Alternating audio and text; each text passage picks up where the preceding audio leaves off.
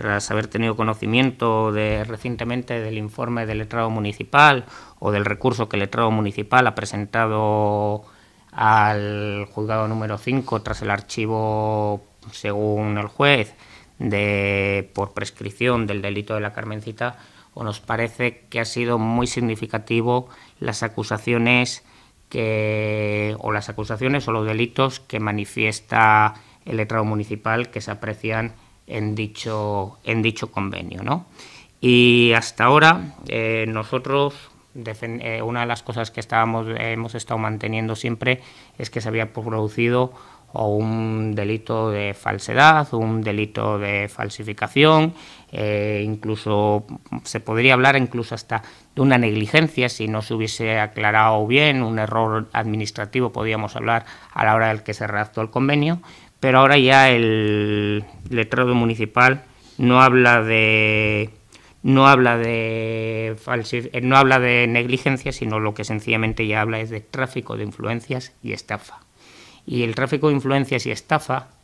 en política tiene un nombre que se llama corrupción. Estamos hablando de corrupción política. Corrupción política que se produjo en este ayuntamiento en el año 2003 y corrupción política en la que desde el letrado municipal le apunta o señala a unos posibles responsables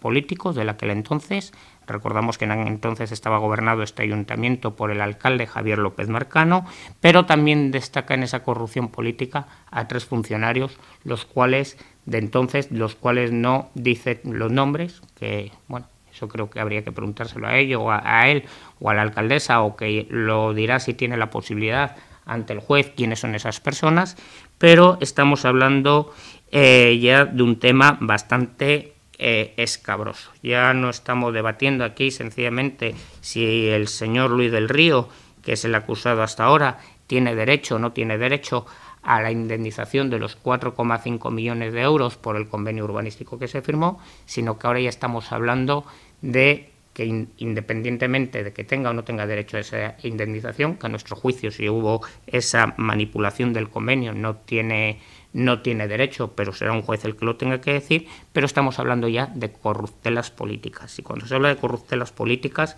ya tenemos que empezar a hablar de responsabilidades políticas. Tenemos que empezar a hablar de que en esta ciudad hay 2 partidos políticos, que eran los que nos gobernaban en aquel entonces en coalición, que era el Partido Popular y el Partido Regionalista, que a día de hoy todavía no les hemos oído decir ni una sola palabra al respecto de este asunto, ni salir a aclarar cuál fue su participación en los hechos y hasta qué punto están involucrados. Y creo que la ciudadanía, creo que los torreveguenses nos merecemos una explicación pública. También destacar que, al igual que nosotros, el letrado municipal considera que el tema no está prescrito. Nosotros alegábamos que se habían llevado una serie de actuaciones a posteriori del año 2003 y que eso era motivo suficiente para que el tema no hubiese prescrito. Coincide totalmente con nosotros en sus apreciaciones en el recurso que ha presentado, coincide totalmente en esos temas con nosotros, pero también habla de otras cosas, como que el Ayuntamiento de Torrelavega no estaba en condiciones para haber aprobado aquel convenio urbanístico, ya que para poder haber aprobado aquel convenio urbanístico se debería haber tenido documentación que le faltaba a la corporación. Y recordamos que uno de los grupos, y no tenemos miedo en decirlo, en aquel entonces el Partido Socialista, pidió que el tema se quedase sobre la mesa en aquel mismo pleno hasta que se estuviese toda la documentación necesaria para poder decir si se podía aprobar o no se podía aprobar. Y que fueron nuevamente los votos del PP y del PRC los que imposibilitaron que ese tema se quedase sobre la mesa por falta de documentación. Y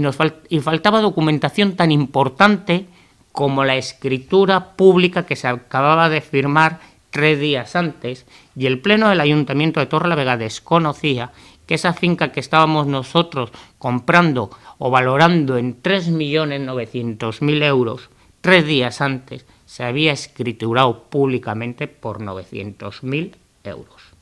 Y eso el Pleno lo desconocía y esa información al Pleno de la Corporación no se le dio, con lo cual el Pleno de la Corporación no estaba en condiciones para tomar esa decisión.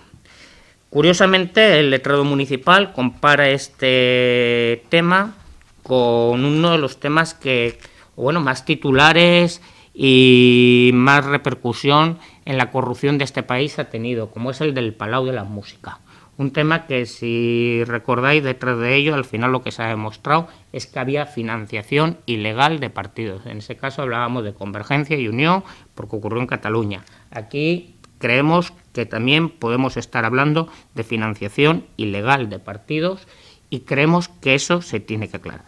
Creo que mantenemos y coincidimos totalmente con él en que no hay motivos para archivar esta causa por prescripción y creo que tenemos, y lo volvemos a decir, que tenemos el derecho, los ciudadanos de Torrelavega, de saber qué pasó y quién se benefició.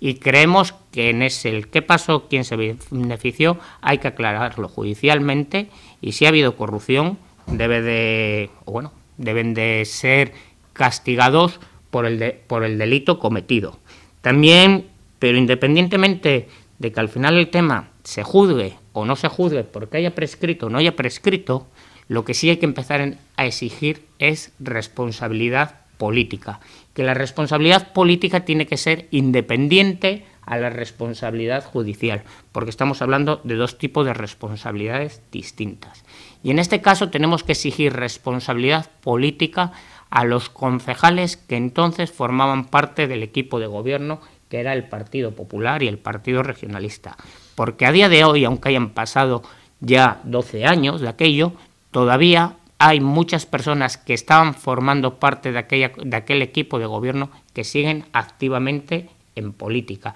que siguen formando, que son activos políticos muy importantes de su partido y que, como decíamos antes, todavía no les hemos oído ni una sola explicación, que la única explicación que nosotros quisiéramos oírles era la de que dimitían y asumían su responsabilidad, aunque solamente fuese por lo mal que lo hicieron. Y esas personas tienen nombre y apellidos, es el alcalde de entonces, Javier López Marcano, es María Luisa Peón, todavía número 2 del Partido Popular en estos momentos, y Luis Carlos Albalá, que entonces era primer teniente alcalde y que es actual diputado del Partido Popular en Cantabria y que, si no tengo mal entendido, vuelve a concurrir a las próximas elecciones autonómicas.